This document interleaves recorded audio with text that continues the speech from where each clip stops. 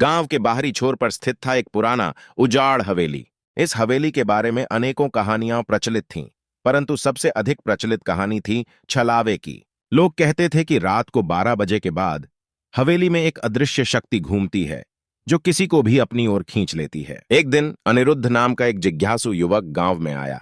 उसने सुना कि इस हवेली के रहस्य को आज तक कोई सुलझा नहीं पाया है।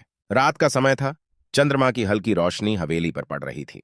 अनिरुद्ध ने अपने दोस्त सुमित को साथ लिया और दोनों हवेली की ओर चल पड़े। हवेली के अंदर प्रवेश करते ही एक अजीब सी ठंडक महसूस हुई।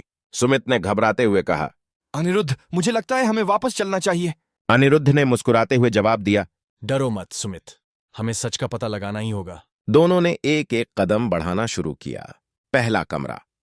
अचानक दरवाजा खुद ब खुद बंद हो गया। दोनों दोस्त चौंक गए। अनिरुद्ध ने अपने पास रखी टॉर्च से चारों ओर देखा, पर कुछ नहीं दिखा।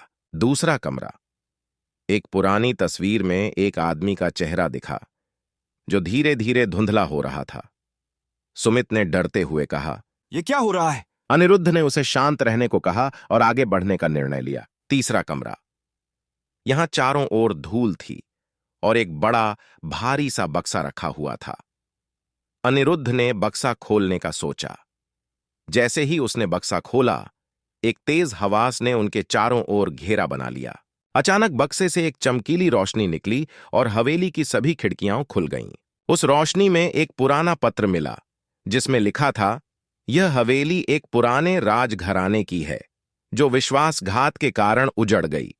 हवेली की आत्माएं अब तक न्याय की प्रतीक्षा में हैं। सुबह होते ही अनिरुद्ध और सुमित ने गांव में सबको सच बताया। लोग चकित थे, पर उन्होंने अनिरुद्ध की बात मानी। उन्होंने हवेली को एक श्रद्धांजलि स्थल में बदल दिया, ताकि उन आत्माओं को शांति मिल सके। छलावे का रहस्य सुलझ गया था और अनिरुद्ध ने साबित कर दिया कि सच्चाई की तलाश में कोई भी डरना नहीं चाहिए।